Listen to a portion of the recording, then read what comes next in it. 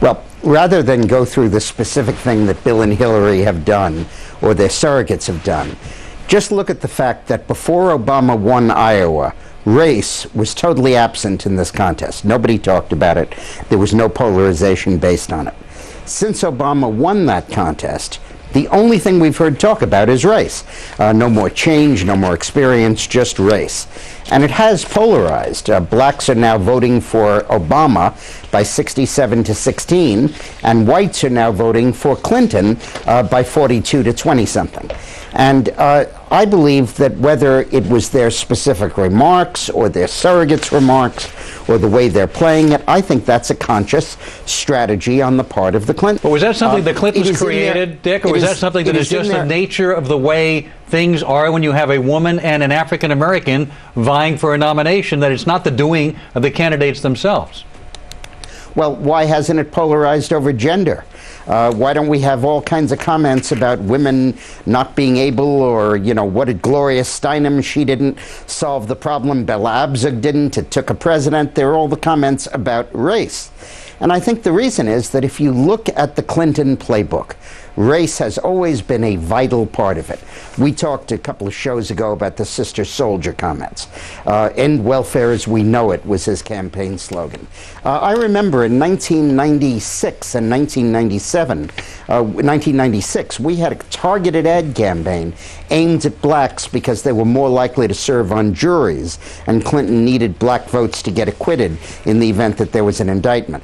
And throughout this whole thing, you've had either pro or anti, a deliberate playing of the race card.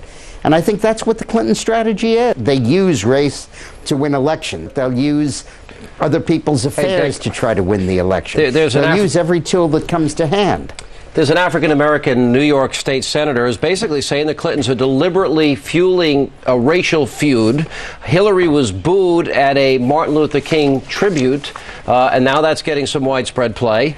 Bill Clinton not only went on Reverend Al Sharpton's show, but he's done a series of interviews with prominent African-American hosts. After doing one in Chicago this morning, the New York Sun reports that a series of callers were deeply skeptical and frankly angry with the Clintons. Couple that with James Clyburn's comments that he may now, abandon his neutrality in South Carolina. Is this backfiring? I think that all of the black politicians, including Sharpton, who you had on, are going to have to endorse Obama because their constituency is voting for Obama by 5 to 1.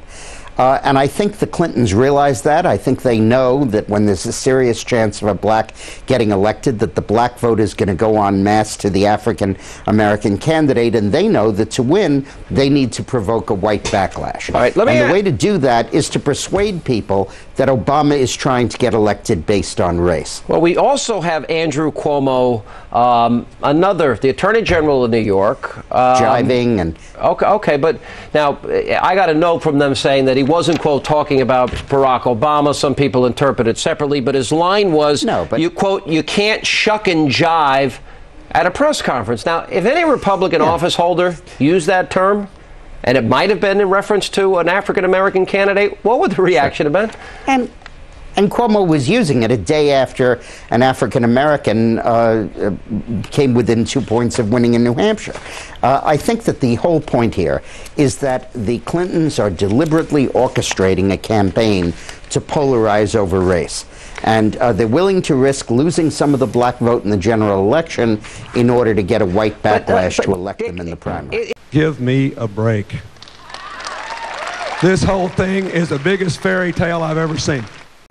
He shouldn't take out all his pain on Barack Obama. It's time that they regroup, figure out what Hillary needs to do to get her campaign back on track. It sounds like sour grapes coming from the former commander-in-chief, someone that many Democrats hold in high esteem. For him to go after Obama using fairy tale, calling him a kid as he did last week, is an insult. And I tell you, as an African-American, I find his words and his tone to be very depressing. Well, you know what? I think in this country there's a history of playing racial politics, and when you hear people like Billy Shaheen talking about drug use in his past, and when you hear Andrew Cuomo in New York State, talking about, you know, Barack Obama can't shuck and jive. Now, wait. In fairness, because I was going to bring this right up, Andrew Cuomo, the Attorney General of the state of New York and a Clinton supporter, said that candidates, he wasn't talking specifically about Obama, but he said candidates can't shuck and jive their way through the campaign, but clearly a racially charged and it was in the context of a larger discussion about Obama-Clinton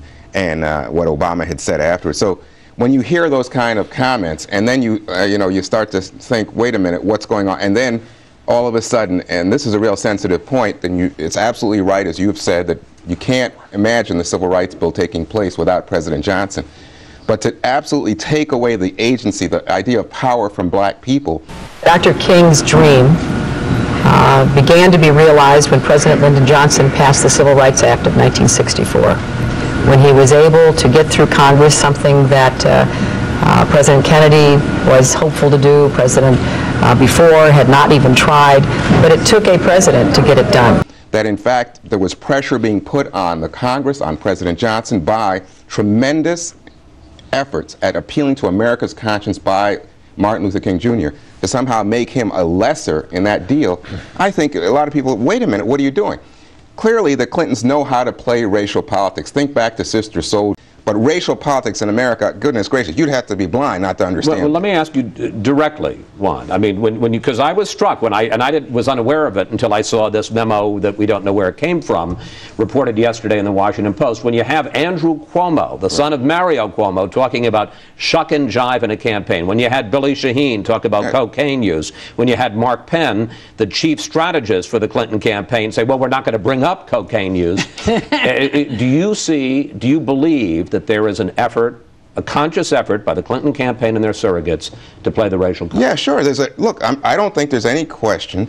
This touches back on what Britt said, I think, very accurately. You've got to bring Obama down to ground. And you got to take away, when you go to an Obama event, as I've been going to, it's a Hannah Montana revival for all these young white kids. They think their history is being made and they're present and they've come back and Bobby Kennedy's, you got to bring, okay, so you start talking about abortion. Where was he? Is he voting present? Is he there?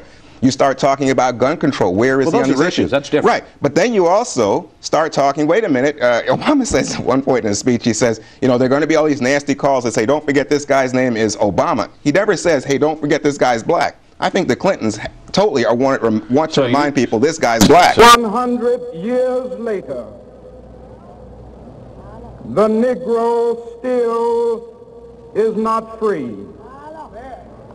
100 years later, the life of the Negro is still sadly crippled by the manacles of segregation and the chains of discrimination. My guess is that what they're going to do is they are going to play the race card, but they're going to do it in a very subtle way. They say to themselves, okay, I have a choice between a truly inspirational speaker who has not done the kind of spade work.